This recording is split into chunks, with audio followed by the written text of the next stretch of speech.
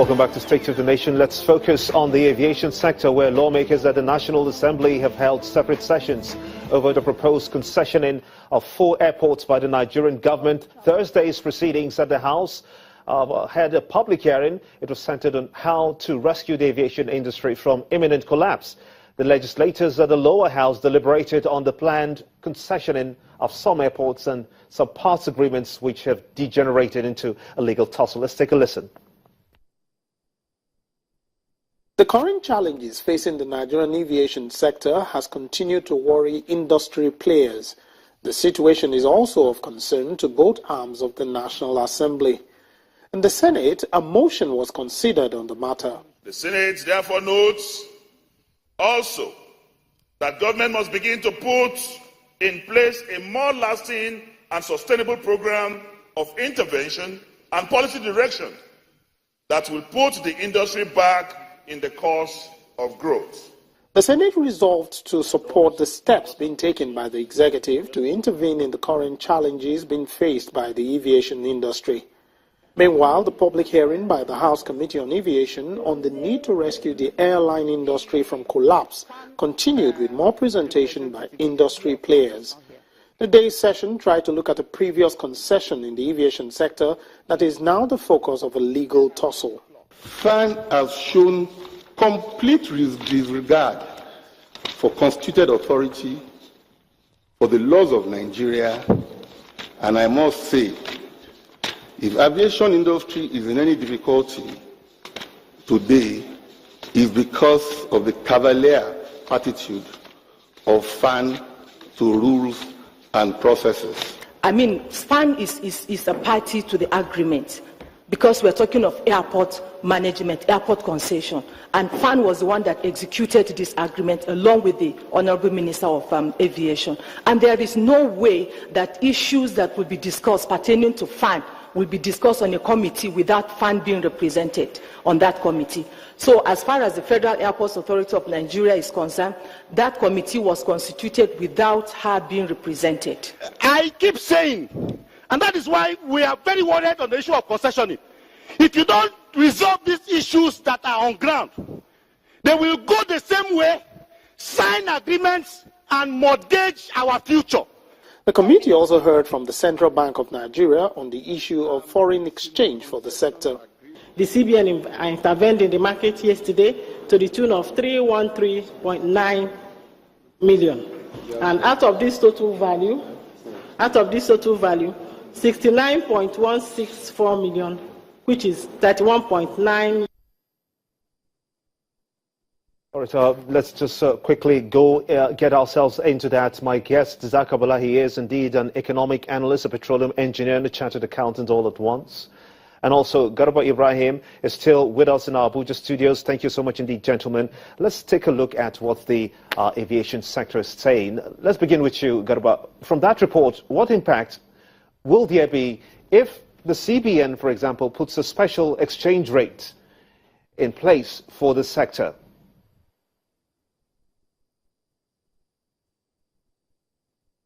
Gimba, let me start by actually looking into the attitudinal issues we have in our industries, particularly the airlines that we're talking about. For God's sake, years back, Nigeria used to have, or decades back, Nigeria used to have a functional aviation industry. What happened? So we're just interested in bringing the same old people that in one way or the other were guilty in ruining this sector. And yet what we're talking about is policy formulation or changes, or else looking into CBN releasing or creating some kind of avenue where they can aid the aviation industry. No, that is not the issue. I think it's more better we look into the individuals. Same old faces that were part of the ruining of this industry, they are the ones today, they are coming forward with chubby chicks, wearing suit and agbada, speaking grammar, trying to now claim that, yes, they can revive the same industry. What are we talking about? Is the president not deceived? Where are the younger ones? Where are the fresh minds that are supposed to move into this sector and revamp this sector? Are we being deceived? I'm not carried away by probably the effort of the CBN. My fear is because the same old people that are there are the same old people that will ruin these things. We need to punish people that in one way or the other were involved in ruining our sectors, our industries. Not just talking about news, okay, the senators are there sitting down, the politicians, and again, those in the sector are coming back because it's an opportunity, it's a new government. No, for God's sake, let us look at what happened.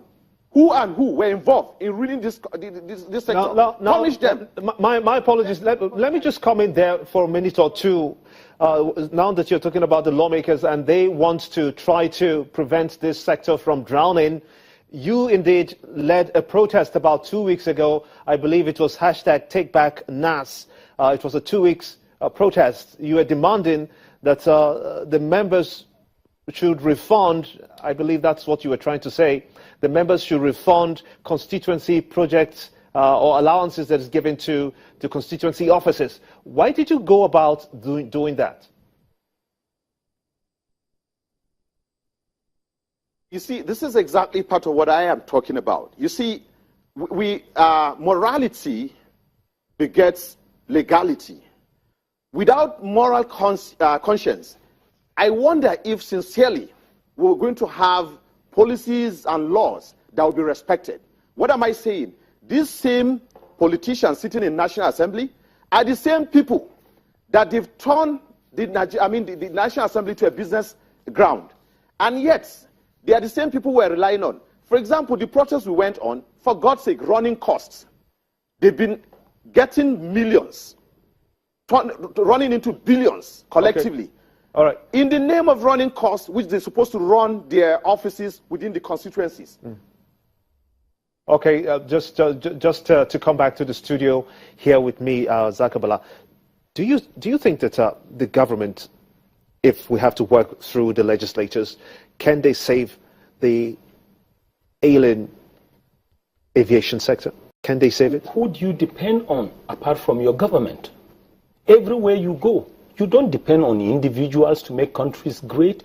You depend on government because government have the regulatory and constitutional authorities. So you do not agree with him on this one? No, as far as I'm concerned, even if you put donkeys there, what you need to do is you criticize them, but you support them to do the right thing. Because you elected them, or even if you selected them. But as far as position of authority is concerned, when you talk about Nigeria, who will you recognize as the president? It's PMB. Who will you recognize as the governor of Lagos State or Zamfara or Ekiti State? At that level, that is who they are. We must criticize our governors or leaders constructively. But back to the real issue now. What the aviation industry is going through is basic what we call business climate hostilities.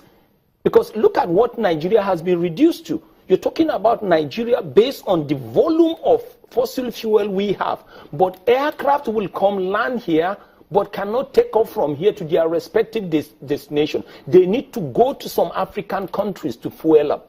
Does that make sense? Just imagine what that has been doing. So how can we fix that? It's very simple. The solutions are very simple because they are internal. And like we said, we know we need to diversify. We have attempted devaluating the Naira. We have seen the consequences. We have attempted deregulating the downstream sector. Some of us said, do not devaluate your currency. If you are not into export, do not also devaluate the downstream sector because you needed something strong. It's very, very clear now. What we need to do is straightforward. We have an international commodity with international value. What you do with the international commodity is you take advantage of that commodity, build your external reserve, generate revenues, and build yourself locally. And that's the way it is done. Nobody will say do away with crude oil, it is not relevant, when you know that you don't even have enough refined products to be self-sufficient.